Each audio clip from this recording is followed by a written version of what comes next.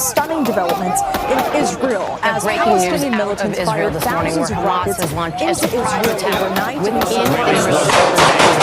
Their worst nightmares had come true. 7 अक्टूबर 2023 एक तारीख जो हमेशा याद रखी जाएगी।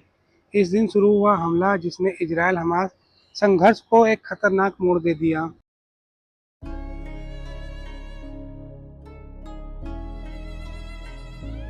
और क्या आप जानते हैं इस युद्ध का सबसे चौंकाने वाला पहलू क्या है?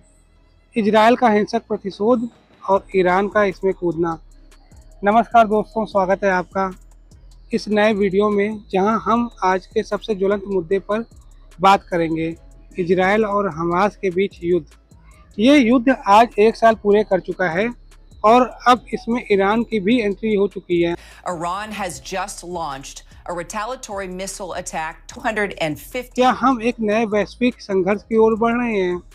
आइए जानते हैं इस पूरे घटनाक्रम को। तो बात शुरू होती है 7 अक्टूबर 2023 से। इस दिन हमास ने इजराइल पर एक बड़े पैमाने पर हमला किया, जिसे ऑपरेशन अल-अक्सा स्टॉर्म का नाम दिया गया। रॉकेट्स और मिसाइल से शुरू हुए इस हमले में इजराइल की सुरक्षा को हिलाकर रख दिया था।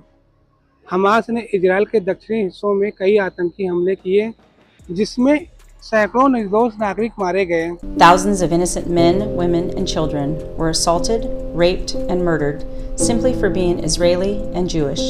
ये हमला इजराइल के लिए न केवल एक रणनीतिक चुनौती था, बल्कि ये उनकी राष्ट्रीय सुरक्षा के प्रति एक बड़ा खतरा बन गया था। 17 सितंबर समय दोपहर के 3:30 बजे लेबनान में एक के बाद एक धमाके होने लगे, जो करीब 1 घंटे तक जारी रहे। इन धमाकों का तरीका नॉर्मल नहीं था। इतिहास में पहली बार पेजर में ब्लास्ट हो रहे थे। मीडिया रिपोर्ट की माने तो इन धमाकों का मकसद चंद मिनटों में उन 4000 हिजबुल्लाह लड़ाकों को मारना था, जिन्हें इजराइल दुश्मन मानता है। इस हमले में 12 लोगों की मौत हुई तो वहीं हजारों घायल हुए।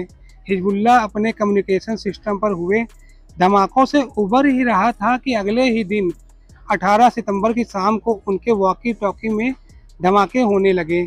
हमले में 25 लोग और मारे गए। दोनों घटनाओं में 37 लोग मारे गए।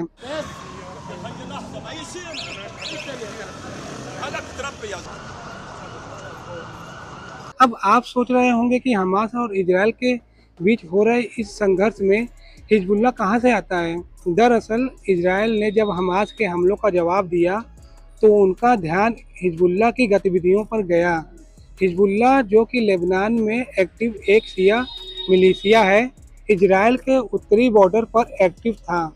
इजराइल को लगा कि अगर उन्हें एक साथ 2 मोर्चों पर लड़ाई करनी पड़ी तो हालात बिगड़ सकते हैं। इसीलिए इजराइल ने हिजबुल्लाह के ठिकानों पर पेजर ब्लास्ट जैसे हाईटेक हमले किए, ताकि उन्हें कमजोर किया।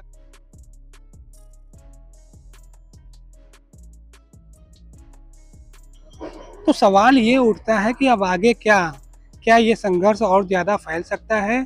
क्या ईरान की एंट्री से पूरे मिडिल ईस्ट में एक बड़े युद्ध की शुरुआत हो सकती है?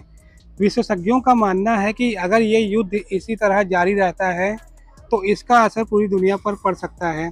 पश्चिमी देशों के इजराइल के समर्थन और ईरान के विरोध से ये टकराव और भी बढ़ सकता है। अमेरिका और अन्य बड़े देश इस पूरे मामले पर अपनी नज़रें गड़ाए हुए हैं। तो दोस्तों, ये संघर्ष 1 साल से जारी है और फिलहाल इसके थमने का कोई संकेत नहीं दिख रहा है। अब ये देखना होगा कि भविष्य में ये कैसे आगे बढ़ता है और कौन कौन से नए खिलाड़ी इसमें शामिल होते हैं। दोस्तों, इस पूरे घटनाक्रम पर आपकी क्या राय है? क्या ये संघर्ष और ज़्यादा भयंकर होगा या फिर शांति की कोई गुंजाइश है? नीचे कमेंट करके हमें ज़रूर बताएं। और अगर ये वीडियो आपको पसंद आई तो इसे लाइक करें और सब्सक्राइब करें।